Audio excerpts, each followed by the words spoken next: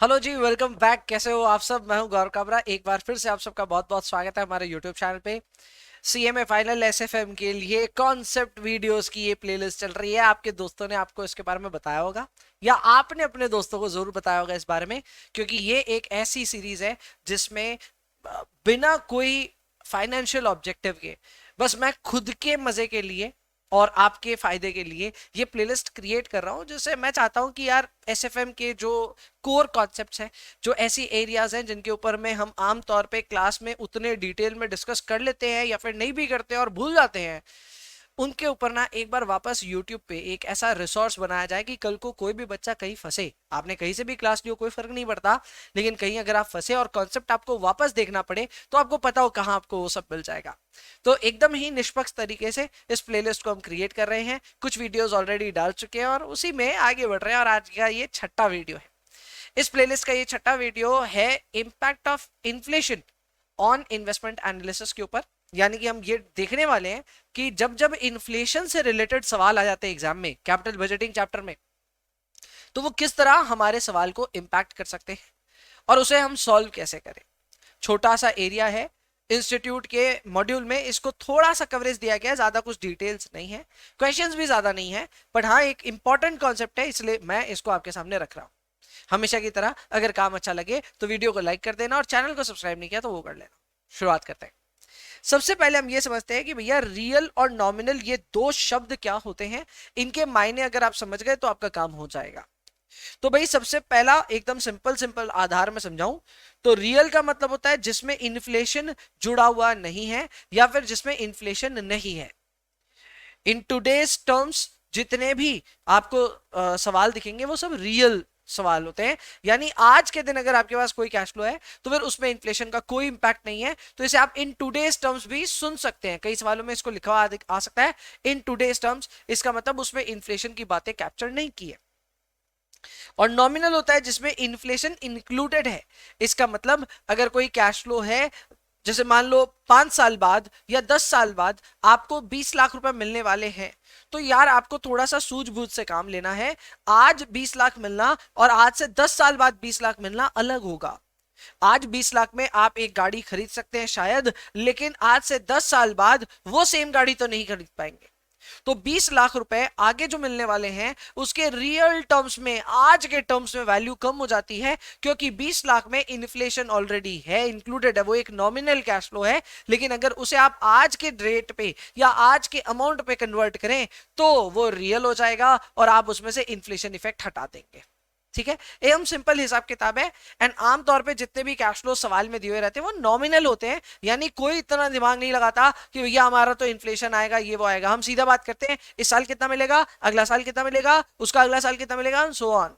तो हमको भाई ये नहीं देखते हम लोग कि इन्फ्लेशन से वो पैसा कितना हो जाएगा क्या हो जाएगा, हम सिर्फ पैसे की बात करते हैं। एंड जब तक आप सिर्फ पैसे की बात कर रहे हो, आप इन्फ्लेशन की बात ही नहीं कर रहे हो, इन्फ्लेशन के बारे में सोच ही नहीं रहे हो, तो आप नॉमिनल कैश फ्लोज के साथ चल रहे हो। अगर उनमें से इन्फ्लेशन इफेक्ट आपने हटाया तो आप रियल इफेक्ट में पहुंचोगे। अब आमतौर पे मैं वही बता रहा हूं, कोई भी कैश फ्लो नॉमिनल नेचर का ही होता है, उसे रियल बनाना पड़ता है। ठीक है, अब कैश फ्लोज की बात करते हैं। तो कैश फ्लोज में नॉमिनल कैश फ्लोज क्या होते हैं, मैंने यहां लिखा है cash flows given in any question are nominal cash flows. यानी किसी भी सवाल में अगर आपको कैश फ्लोज दिए हुए हैं तो वो नॉमिनल कैश फ्लोज ही होते हैं, अगर कुछ लिखा हुआ नहीं है तो। अब आप बोलेंगे नहीं नहीं लिखा हुआ आ गया रियल है तो क्या हम उसे नॉमिनल मानेंगे? अरे भाई जब लिखा आएगा रियल तो रियल ही मानना है, लेकिन अगर कुछ नहीं लिखा तो आप उसे नॉमिनल कैश फ्लो ही मानेंगे। तो भैया रियल क्या होता है? वेल रियल होता है एक्चुअली नॉमिनल से इन्फ्लेशन इफेक्ट हटाने के बाद का अमाउंट, और ये कैलकुलेट करने का एक फॉर्मूला है। अब इस फॉर्मूले को देख करके प्लीज ना ऐसा अचंबा मत खाना, ये कोई फॉर्मूला नहीं है। This is a basic formula again derived from time value of money which says that present value is equal to future value divided by 1 plus I to the power n. Correct. अब यहां present value की जगह हमने इसको substitute कर दिया by real cash flow. Nominal cash flow future value का substitution है और inflation is the rate of interest here. तो यहां पे फॉर्मूला बेसिकली बन करके आ रहा है real cash flow is equal to nominal cash flow divided by 1 plus inflation to the power n. ये कहां से आया? तो भैया ये आया हमारे टाइम वैल्यू ऑफ मनी के डिस्काउंटिंग वाले फॉर्मूले से। ठीक है, ओके। अब जब हमने कैश फ्लोज डिस्कस कर ही लिए हैं और मैंने आपको बता दिया है कि कैश फ्लोज रियल और नॉमिनल होते हैं, तो उस तरह डिस्काउंट रेट्स भी रियल और नॉमिनल होते हैं। क्या बोल रहे हो या? अरे हाँ, एकदम सही बोल रहा हूं। आपकी डिस्काउंट रेट भी नॉमिनल और रियल हो सकती है। अगर हम बात करें सबसे पहले अपने इन दोनों कैश फ्लोज के बीच के टर्मिनोलॉजी को, तो आपको फिर से समझा दूं। रियल वो डिस्काउंट रेट होती है जिसमें आपने इन्फ्लेशन प्रीमियम का कोई एडजस्टमेंट नहीं किया है। This is without the adjustment of inflation premium. But what if you do the adjustment of inflation premium? Then it becomes nominal. अब ये कोई नई बात नहीं है, हमने ये सब इकोनॉमिक्स में पहले पढ़ा हुआ है। इकोनॉमिक्स में हम रियल जीडीपी क्यों कैलकुलेट करते हैं, कभी सोचा है इस बारे में? हम नॉमिनल जीडीपी क्यों नहीं कंप्यूट करते, कभी सोचा है इस बारे में? अरे भाई, हमारे देश का नॉमिनल जीडीपी तो ऐसे ही बढ़ के आएगा क्योंकि हमारे देश में इन्फ्लेशन है। हमारे क्या सभी देशों में इन्फ्लेशन है, बट हमारे देश में थोड़ा ज्यादा रहता है, 5-6% का तो इन्फ्लेशन रहता है। तो हमारी जीडीपी, अगर नॉमिनल जीडीपी 5% से बढ़े तो हमारी जीडीपी बढ़ी ही नहीं। क्यों? क्योंकि 5% तो वो ऐसे भी बढ़ना चाहिए इन्फ्लेशन की वजह से। इसीलिए हम लोग हमेशा जब कैलकुलेट करते हैं तो हम real GDP growth rate compute करते हैं, यानी हम इन्फ्लेशन के इफेक्ट को साइड करते हैं और फिर बोलते हैं अब बता ग्रोथ कितना है। समझ में आई बात? तो रियल हमेशा इन्फ्लेशन को साइड करके बात करता है और नॉमिनल बोलता है इन्फ्लेशन को लेके बात करेंगे। अब दोनों के इक्वेशन कैसे बनते हैं? बहुत ही सिंपल है। अगर आप रियल की रेट का फैक्टर बनाएं, यानी 1 प्लस रियल रेट लें और उसको मल्टीप्लाई करें 1 प्लस इन्फ्लेशन के रेट से या फिर फैक्टर से, तो फिर 1 प्लस नॉमिनल का फैक्टर बन जाता है। क्या हो रहा है? अरे पहले इसका एक अप्रोक्सीमेशन सीखते हैं, फिर इसका एकदम एक्चुअल वर्जन सीखेंगे। तो अप्रोक्सीमेशन मेथड ये कहता है कि नॉमिनल रेट होता है रियल रेट प्लस इन्फ्लेशन का प्रीमियम या इन्फ्लेशन की रेट। तो रियल रेट में अगर आप इन्फ्लेशन जोड़ दोगे तो वो नॉमिनल बन जाता है, ऐसा कहा जाता है in a very basic world. But सच में फाइनेंस ना ये प्लस की दुनिया से नहीं चलता। फाइनेंस में हम करते हैं कंपाउंडिंग, और कंपाउंडिंग में ये प्लस माइनस नहीं चलता है, उधर चलता है मल्टीप्लीकेशन या फिर डिवीजन। एंड इसीलिए इस पूरे फॉर्मूले को रिविजिट किया जाता है। रियल रेट को लिखा जाता है 1 प्लस रियल रेट, इन्फ्लेशन को लिखा जाता है 1 प्लस इन्फ्लेशन, दोनों का फैक्टर बनाया जाता है और आपस में मल्टीप्लाई किया जाता है, और इससे जो रिजल्ट आता है वो भी 1 प्लस नॉमिनल का आता है। भैया ये 1 प्लस क्यों होता है? क्योंकि प्रिंसिपल का इफेक्ट हम लोग लेते हैं। ये टाइम वैल्यू ऑफ मनी में डिस्कस किया हुआ रहता है मेरा कि 1 क्यों हर बार ऐड करते हैं, क्योंकि इंटरेस्ट जो होता है वो अपना अकाउंटिंग आई से करता है, लेकिन 1 accounts for the principal that you had invested in a project. तो भाई ये फॉर्मूला निकल करके आ रहा है which is 1 plus nominal is equal to 1 plus real into 1 plus inflation. यही फॉर्मूला मैं आपको यहां दिखा रहा था, उस समय आपको थोड़ा सा ये भारी लग रहा था, अब इजी लगेगा। सो ये हो गया 1 plus real into 1 plus inflation, this is equal to 1 plus nominal. अब जाहिर सी बात है, इसको छेड़छाड़ करके हम नॉमिनल को अलग कर सकते हैं, तो this will become 1 plus real into 1 plus inflation minus 1, ये यहां जो +1 था उसको बेसिकली यहां से वहां ट्रांसफर कर दिया।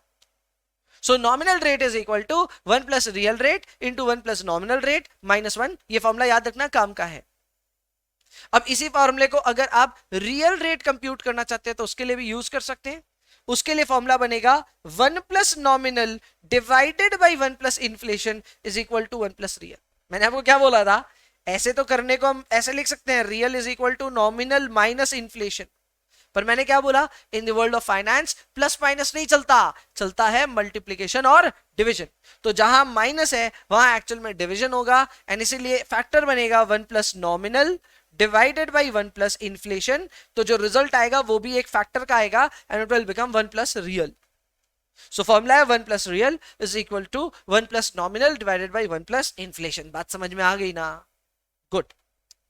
सवाल देखते हैं एक। अच्छा, पहले उससे पहले रिलेशनशिप्स देख लेते हैं। रिलेशनशिप क्या है भैया कैश फ्लो और डिस्काउंट के बीच में? तो सीधी सीधी रिलेशनशिप है, जो नेचर का कैश फ्लो होगा वही नेचर का डिस्काउंट रेट होना अनिवार्य है, यानी मैंडेटरी है। मतलब अगर आपके कैश फ्लोज रियल हुए तो आपका डिस्काउंट रेट भी रियल होने मांगता है। अगर आपके कैश फ्लोज नॉमिनल हुए तो आपकी रेट भी नॉमिनल होने मांगता है। बस इतना सा बात का ख्याल रखोगे भाई, कैश फ्लो का नेचर देखना और कैश फ्लो के नेचर के हिसाब से अपनी रेट को डिसाइड करना। मैंने अभी तक जो भी बात बोली रिपीट करता हूं, दो टर्मिनोलॉजी चलती है, एक होती है नॉमिनल जो कि इन्फ्लेशन लेकर के बनता है, एक होता है रियल जिसमें इन्फ्लेशन नहीं होता। जितने भी कैश फ्लोज सवाल में दिए रहते हैं वो by default nominal cash flows होते हैं, तो जरूरत ये होती है कि उनको रियल में कन्वर्ट करना पड़ सकता है। नहीं तो आप ये भी कर सकते हो कि अगर आपके पास रियल रेट ऑफ रिटर्न दिया हुआ है तो उसको नॉमिनल में कन्वर्ट कर सकते हैं, उसके भी फॉर्मूले हमने पढ़े हैं। अंत में मैंने आपको ये कहा कि हर हाल में नेचर ऑफ कैश फ्लो और nature of discount rate same होना चाहिए। तो अगर कैश फ्लो रियल है तो डिस्काउंट रेट भी क्या होना चाहिए, रियल। ठीक है, थोड़ी गायकी निकल गई। लेकिन वहीं पे अगर नॉमिनल कैश फ्लो है तो आपका रेट ऑफ रिटर्न या डिस्काउंट रेट भी नॉमिनल ही होना चाहिए। इस बात का ख्याल रखेंगे, ठीक है। आइए सवाल देखते हैं, बड़ा आसान सा सवाल है। हमारे पास एनुअल कैश फ्लोज है, नॉमिनल मैंने पहले ही लिख दिया है, वो है 8,40,000 रुपए के। सो 8,40,000 रुपए नॉमिनल कैश फ्लोज हैं जो कि अगले 4 साल तक हमारे पास आते रहेंगे। अगर इसे हम टाइमलाइन के शक्ल में डालें तो इसकी टाइमलाइन कुछ ऐसे बन रही है 1 2 3 एंड 4। तो 8.4 लाख का मेरे को यहाँ पे मिलते जा रहा है cash flow at the year and 1 2 3 and 4। We are getting a cash flow of 8.4 lakhs at the end of year 1 2 3 and 4। Cost of capital लेकिन हमें रियल रेट दिया हुआ है विच इज 10%। चलेगा नहीं, क्यों? क्योंकि कैश फ्लो है नॉमिनल और रेट है रियल, तो कैसे चलेगा बाबा? आपको इन दोनों में से कोई एक काम तो करना होगा। या तो कैश फ्लो को रियल बना दीजिए या फिर रेट को नॉमिनल बना दीजिए, दोनों में से एक काम कीजिएगा। रेट को बनाना ज्यादा आसान है, इन्फ्लेशन प्रीमियम दिया हुआ है तो हम रेट को रियल से नॉमिनल में कन्वर्ट करेंगे। साथ ही साथ प्रोजेक्ट का कैश फ्लो भी दिया हुआ है कि प्रोजेक्ट की शुरुआत में 25 लाख रुपए आपने इन्वेस्ट किए हैं। हमको नॉमिनल रेट सबसे पहले निकालना है, तो भाई इसके लिए फॉर्मूला लगेगा 1 plus nominal is equal to 1 plus real into 1 plus inflation. Correct? इस फॉर्मूले के हिसाब से आप नॉमिनल निकाल सकते हैं, 1 को उधर ट्रांसफर कर सकते हैं, सब कुछ कर सकते हैं, नॉमिनल रेट निकल जाएगा। दूसरे में बोलता है एनपीवी निकालो रियल कैश फ्लोज और डिस्काउंट रेट लेकर के। तो यहां आपको कैश फ्लोज को कन्वर्ट करना पड़ेगा नॉमिनल से रियल में, और डिस्काउंट रेट तो हमारे पास ऑलरेडी रियल है, टेंशन नहीं है। और तीसरे वाले में बोलता है कि नॉमिनल कैश फ्लोज और डिस्काउंट रेट लेना, तो कैश फ्लोज तो हमारे पास नॉमिनल है, डिस्काउंट रेट नॉमिनल नहीं है, तो उसको नॉमिनल में कन्वर्ट करना होगा। हम सब कर देंगे। शुरुआत करते हैं with our first solution with says कि भैया नॉमिनल निकालो। नॉमिनल का रिजल्ट आ रहा है 15.5%। कैसे आया? बहुत सिंपल है, ये वाला फॉर्मूला लगाया मैंने, बस सिंपल। मेरी रियल रेट है 1.10। कैसे? 1 प्लस 0.10, 10% दिया ना, तो 10% को लिखते हैं 0.10। सो 1.10 और इन्फ्लेशन 5% दिया, तो it will be 1 plus 0.05, so it will be 1.05। बस दोनों को आपस में मल्टीप्लाई कीजिए, 1 प्लस नॉमिनल आ जाएगा, 1 को उधर ट्रांसफर कर दीजिए, रिजल्ट आ रहा है 15.5%। गुड। अब सेकेंड वाला सॉल्व करें जिसमें हम रियल कैश फ्लोज निकाल रहे हैं। तो रियल कैश फ्लो निकालने के लिए क्या करना पड़ेगा? फॉर्मूला लगाना पड़ेगा। हमने फॉर्मूला पढ़ा है real cash flow is equal to what? Nominal cash flow divided by 1 plus inflation to the power n। तो बस इसी फॉर्मूले को हमको लगाना है। ये रहे हमारे नॉमिनल कैश फ्लोज, ये रहे हमारे इन्फ्लेशन के फैक्टर्स, मैंने बना दिया ऑलरेडी। हमारा इन्फ्लेशन है 1.05, तो इसका पावर 1 2 3 और 4 लेना है।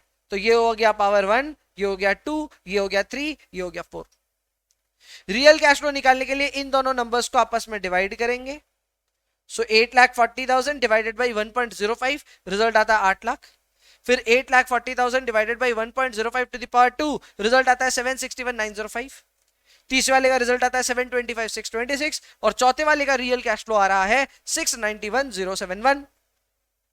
अब आप देख सकते हैं कैश फ्लो मेरे पास अगर रियल आ गया तो डिस्काउंट रेट भी मेरी रियल ही है। एंड फिर हमने पीवी कंप्यूट कर ली और फिर तो काम हो ही गया। तो it was very very simple, very very straightforward. हमने पहले फॉर्मूला क्या लगाया? Real cash flow is equal to nominal cash flow divided by 1 plus inflation to the power n। मैं ये फॉर्मूला पहले भी डिस्कस किया था, थोड़ी देर ऊपर अगर आप पीछे जाकर के चेक करेंगे वीडियो में तो दिख जाएगा। और फिर उसी को हमने यूज करके यहां रियल कैश फ्लोज निकाले।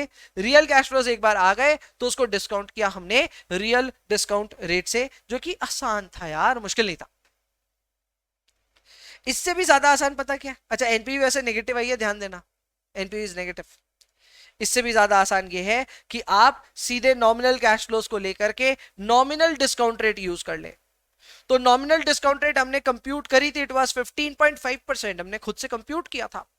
नहीं है, नहीं पता? अरे ए में जाके चेक करो यार, ए नंबर जो था उसमें 15.5% हमने कंप्यूट किया था, ये देखो यहां है ना। तो बस क्या करना है, 8,40,000 को हमको 15.5% पे डिस्काउंट करना है, एंड वही काम हम यहाँ कर रहे हैं। 8,40,000 पीवीआईएफए में मैंने सॉल्व कर दिया। सो 15.5% कॉमा 4, रिजल्ट आ रहा है जो भी -25 lakh, which is our initial investment. ये भी नेगेटिव आ गया। ये दोनों नेगेटिव वैल्यूज आपस में ऑलमोस्ट मैच होंगी।